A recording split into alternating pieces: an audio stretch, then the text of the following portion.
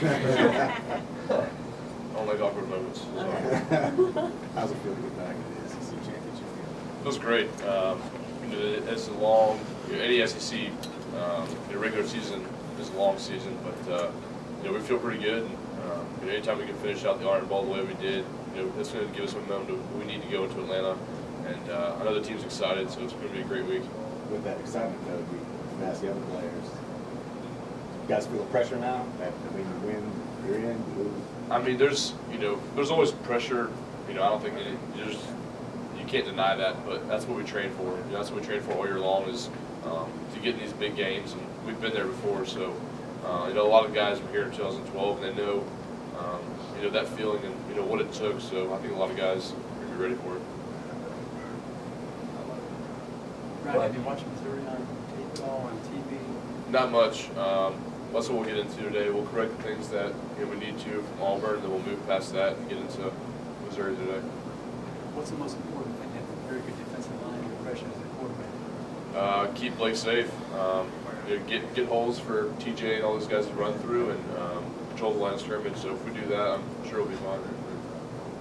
Ryan, you're closer to Blake than any of the other offensive linemen, obviously for many reasons. But what was he like after that third pick, and what did you have to do to kind of pump him back up? I mean, it's just anytime there's going to be bad things that happen in the game. Nobody ever plays a perfect game. So, but the one thing I think that everybody saw with Blake was his poise in the pocket, and in the sidelines as well.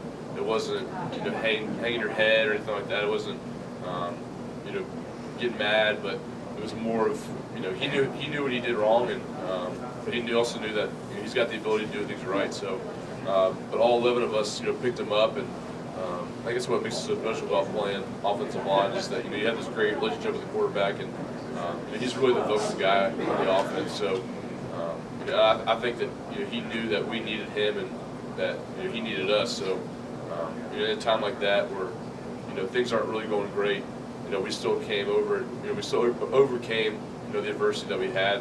And really finished the second half strong. And considering, the mini meltdown he had with 200 million people watching or whatever, the fact that he did overcome that, does that further raise his credibility in your eyes? Absolutely. I can't speak for throwing a pick on when millions of people are watching the game, so I can't tell you what that feels like. But I'm sure it's not a great feeling. But I know Blake, and I know what a competitor he is. So I knew that every play he's going to shrug it off and get out there and play the next play like it is. So for him to do that, I think it speaks volumes of what kind of competitor he is. What more did you prove as a football team having to win a game like you had to win to score 55 points? I think it was resiliency. Our defense put a great game. They stopped them numerous times in the red zone where they had to kick a field goal. So you look at some of those really important stops didn't happen. I think it could have changed the game, but just an overall great team effort. We didn't always play to our standard, but I think in the second half, we played closer to Bama football than we did the entire game. Ryan, what's the difference between playing on surface and grass for an offensive line? It's a little bit different. Obviously grass gives you more traction. Your big spikes can really dig in there, but but they got a great job doing all kinds of stuff with shoes and the molds of them. So we played in Atlanta. We played in Dallas. We played in New Orleans. So we've got experience on turf, and it won't be a difference. Is it hard to not think ahead a little bit because you win this game, you're into the Cotton Bowl now, essentially? Is it hard to not think about that? I think it is. You can't deny reality or whatever you want to call it, but that's what Coach Saban does such a great job preparing us mentally for just this week. You're not thinking ahead. This is a one-game season, like he always says, and if you don't take care of what you have to do this week, nothing else is going to matter. So for us, it's just a one-game season right now. We're taking it that way and just preparing the same way we always do. Ryan, when you're 33 years old and you're talking to your kids about great players that you've played with, what will you say about Amari Cooper?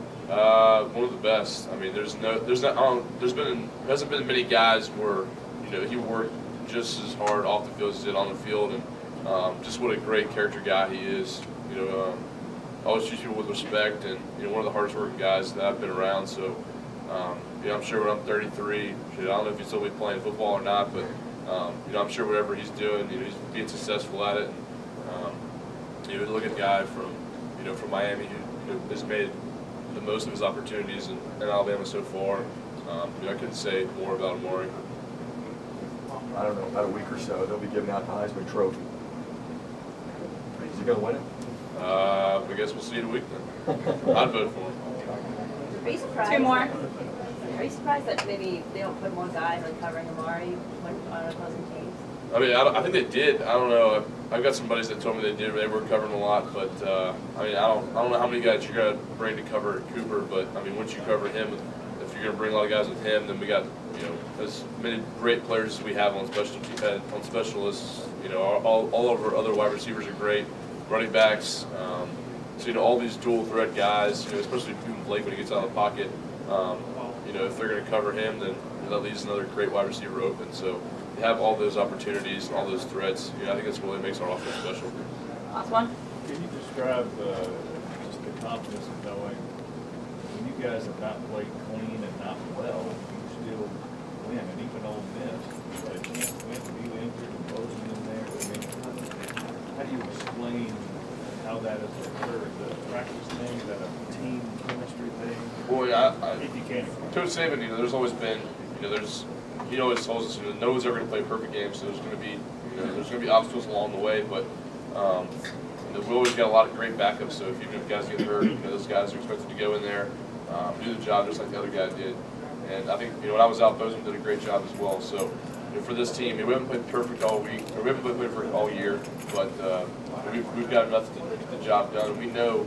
You look at some of the games that we've really finished strong. We know what the capabilities of this offense are. So to finish strong and really try to go out there and play a perfect game. That's what we're going to do the rest of the season. All right, that's it. Thanks.